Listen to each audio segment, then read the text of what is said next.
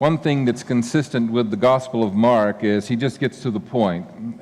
He doesn't use a lot of space, using a lot of narration or adjectives. He just gets to the point. So let's just get to the point of his Resurrection Day story. When the Sabbath was over, Mary Magdalene, Mary the mother of James, and Salome brought spices so that they might go and anoint Jesus' body. Very early on the first day of the week, just after sunrise, they were on their way to the tomb, and they asked each other, "Who will roll the stone away from the entrance of the tomb?" But when they looked up, they saw the stone, which was very large, had been rolled away. As they entered the tomb, they saw a young man dressed in a white robe sitting on the right side, and they were alarmed. "Don't be alarmed," he said. "You are looking for Jesus the Nazarene who was crucified. He is risen. He is not here. See the place where they laid him. But go tell his disciples and Peter, he is going ahead of you into Galilee. There you will see him, just as he told you." Trembling and bewildered, the women went out and fled from the tomb. They said nothing to anyone because they were afraid. Resurrection. Resurrection always happens when you least expect it. It truly does. No one is truly ever prepared for it. It's like one day, life is like this, and then lo and behold, everything changes. Everything changes. In Mark's gospel, we can see also that resurrection can be scary. I mean, seriously, think about it. If you had been going there that day, who would you have told? And what's interesting is these ladies were so traumatized by the event that they said nothing to anyone, well, at least for a little while, because, well, we're telling the story today. But resurrection is a reality for all human beings. You see, we are sometimes tempted to think that somehow Jesus was this superhuman. He just didn't have a big S on his chest and a cape. But somehow he was beyond anything that you and I could experience. And the reality, he was just as human as you and me. And the powers and the abilities that he had, you and I possess as well. He was fully conscious of them. Many of us are not. But the power of resurrection is here with all of us. Now, some of us here, as a matter of fact, have had a near-death experience. You know, where cardiac arrest, you're in the emergency room, you're on the surgery table, or you've had an accident and someone's performing CPR, and the stories are all very similar, aren't they not? Your spirit somehow leaves your body, you see everything that's going on, you hear the conversations, and then you feel this incredible peace, and then there's like an option for you. Do you want to come on, or do you want to go back? And people choose to enter back into their bodies, and then they relay these mysterious stories to us. So that's a literal resurrection, is it not? Cardiac arrest, I'm back. But resurrection happens in a lot of other ways. How about the fact that you've been feeling badly? Something's not being quite right. And you go to the doctor, and after running tests, you sit there, and the doctor's eyes are welled up, and he says, "You've got cancer." At that moment, it feels like everything goes in slow motion. You contemplate your mortality. Will I survive this? What will I have to go through? Unfortunately, most cancers today are you can recover from. But think about it. During that time of treatment, right? During that time of treatment, you think, I'm going to die. I don't know that I can live through this. How in the world am I going to manage to get through tomorrow, much less today? But something happens, you see. There's this incredible healing power and strength within our bodies, and somehow we overcome. We survive it. And when we survive it, we're not the same person we were before we got the diagnosis. All of a sudden, life is very different now. We notice things a lot more clearly. We realize our priorities have changed. Relationships are the most important things in our life, you see. And not just with cancer, but with any kind of disease. There's grief, there's a death to one's old self, and then there's resurrection. How about relationships? Anybody here have your heart broken? Yeah. Somebody that you've put your whole life into, everything, you've loved them, and it didn't work out. Whether it's a relationship or a marriage, it just didn't work out. Then after a time of grieving and heartache and questioning and self-searching, you probably may even decide, I'm not very good at this marriage thing. Maybe a single life is what I need. I'd rather be single than be in another bad marriage. And then one day you're doing a wedding and you look around the audience and you see, oh, there's a pretty redhead, and now you've been married almost 9 years. You see? And my life has changed. Oh, I'm sorry. I was speaking third person. That person's life has changed. 5 dogs and a daughter, a house full of life and love. You see? Different person. Different person. How about dreams? You have a desire to accomplish something. You have a desire to create something. Maybe you're an entrepreneur and you want to start a business and you just know in every fiber of your being, this is what I need to do. And you work and you work and you work and you get knocked down and set back and you get back up and you work and it doesn't happen. Then after a period of time of grief and severe disappointment, an opportunity comes rolling your way that you never thought of before. And you come back on your feet, you seize that opportunity and realize that this is even better than what you had dreamt of. You see? Resurrection. It happens to all of us. It happens every day. It happens every day. We are remade.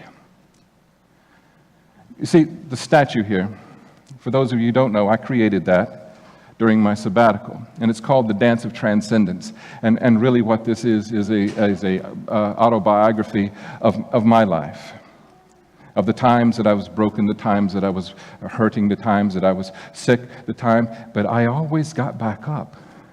And the idea of the sculpture is Jesus has just come off the cross, and he's taken the crown of thorns off his head, and he's flinging them away. You see, he's not grasping a hold of them. The crown of thorns represent the suffering. So all of us have our lives, all of us have had our ups and downs, all of us have had our deaths and our resurrections. The key is don't hold on to the suffering. Celebrate the liberation and the life. Another reality for many people, and I find this fascinating, people who immigrate to a foreign country, think about it. Everything they know, their language, their culture, their friends, their language, their music, the food, everything they leave behind to go to a new land, oftentimes a land where they speak the same language. And what drives them to do that? Sometimes they have a passion and they know that it cannot happen in their country, so they come to a land of opportunity. Or it could be that they live in a place of violence and evil and severe oppression, and they have to escape with their lives, just with their lives. I went to high school with a fellow named Jesse, and he told me the harrowing story of his family when they left Cuba. They just left with what money they could put in their pocket, and soldiers were shooting at the boat they were escaping in as they were going, and they came here and started all over again. It could be that some people are immigrating here because a horrible Category 5 hurricane destroyed everything in their life. Think about your home. I love my home. A lot of the stuff in my home, okay, if it were to get destroyed, but how about pictures of family? How about things how about things you worked so hard for, and now you have it? And then one day, one night, a Category 5 hurricane destroys everything. That's not because the houses were built badly. Remember Andrew, South Miami? It leveled everything. And you might find yourself hopeless. You might find yourself thinking, what am I going to do? And somehow, in the midst of the hopelessness and the sense that everything in you was dying, there's still this incredible life force in your spirit that says, get yourself up, it's going to be okay, and we got to try again, you see. What is that life force? That's resurrection. It's resurrection. Where did we learn this incredible force of resurrection? I say it happens in the womb. Think about it. Womb and tomb sound a lot alike, don't they?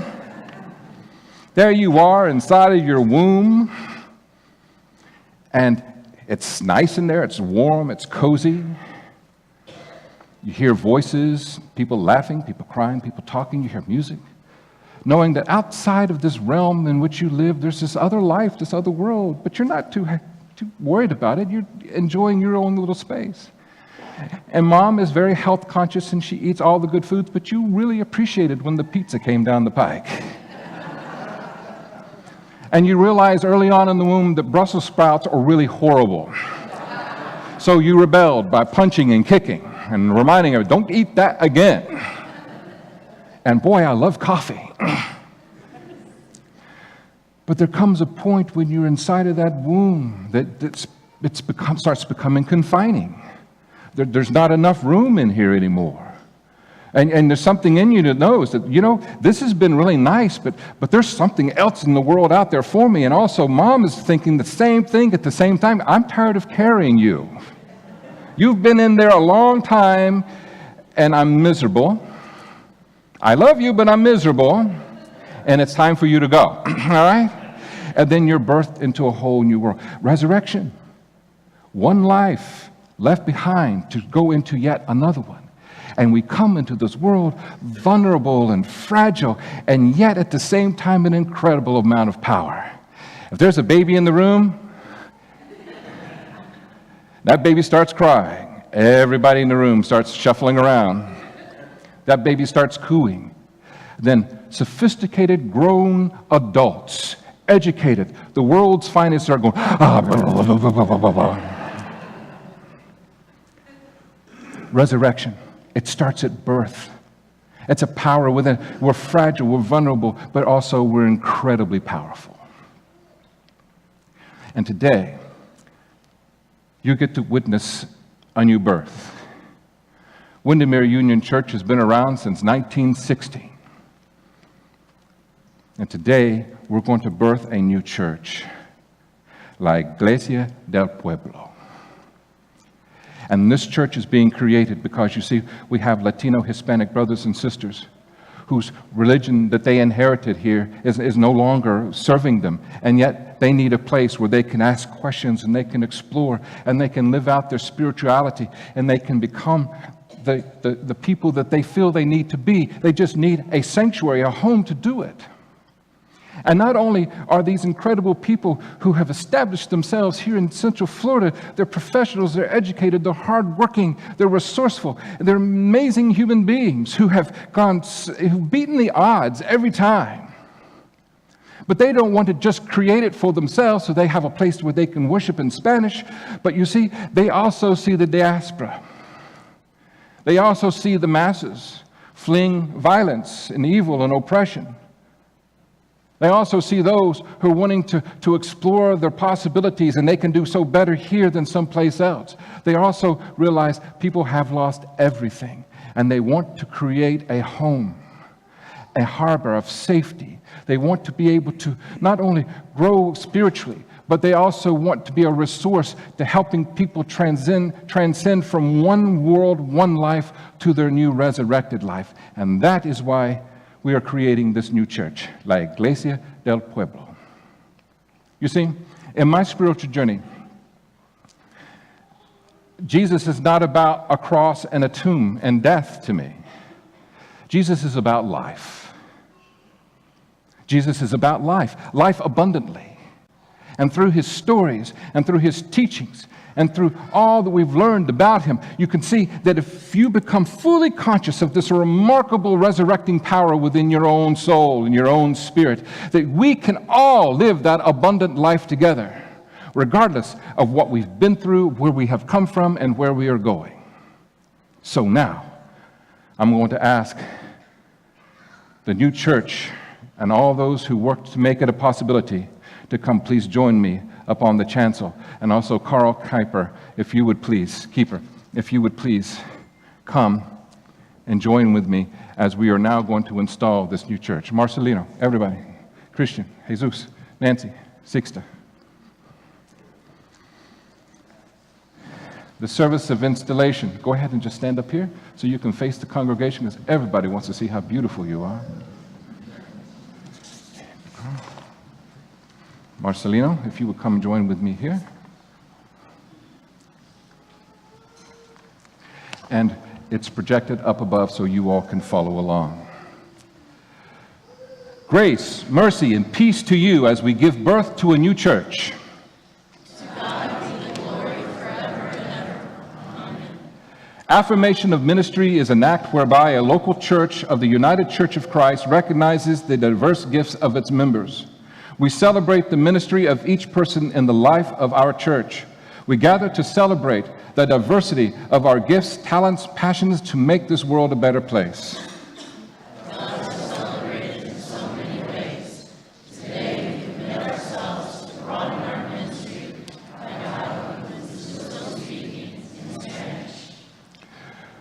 We recognize the needs of our Latino Hispanic brothers and sisters who need sanctuary.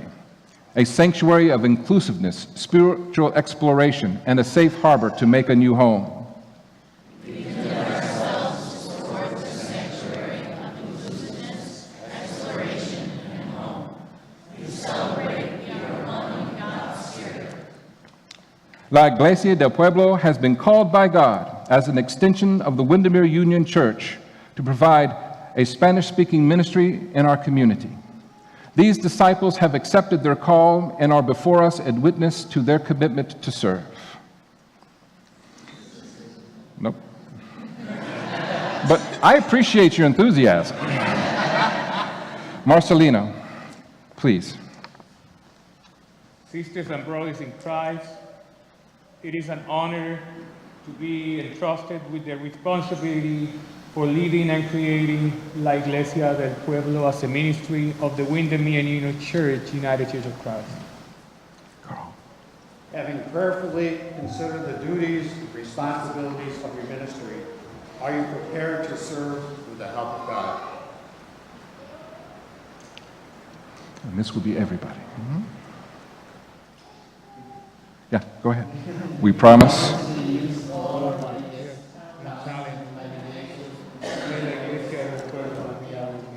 Carl.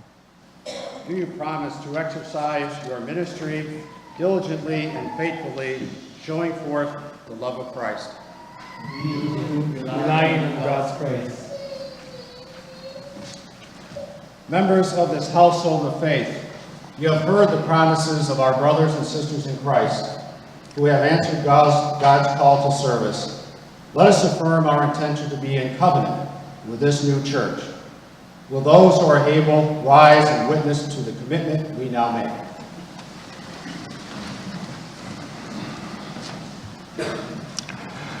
We joyously gather in celebration to be partners with you in the service of Jesus Christ as we create a ministry for our Latino brothers and sisters. We promise to love you, honor your leadership, assist you so that La Iglesia del Pueblo becomes a profound presence of Jesus Christ among our Latino brothers and sisters.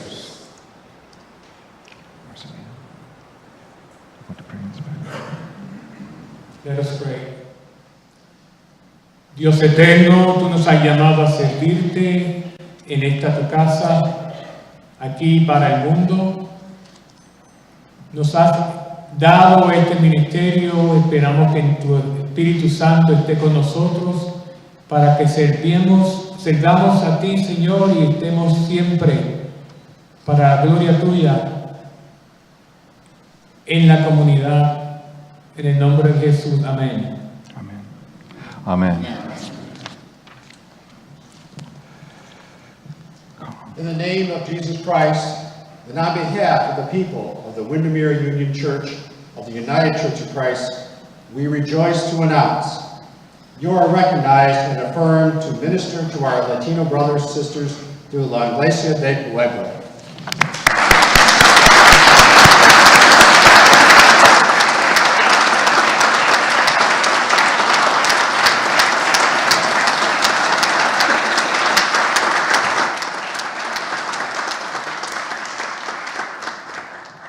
In accordance with the faith and order of this church, I extend to you the hand of Christian love. Thanks be to God. Marcelino is a licensed minister of our church, and he will be the pastor among other wonderful leaders to make this ministry a profound reality. So Marcelino, in honor of your service, here's your stole of service and commitment. God bless you. And in order to further seal this, Marcelino now is going to sing for us, so you may be seated. Thank you, Carl. You stay up here because we're going to do the banner.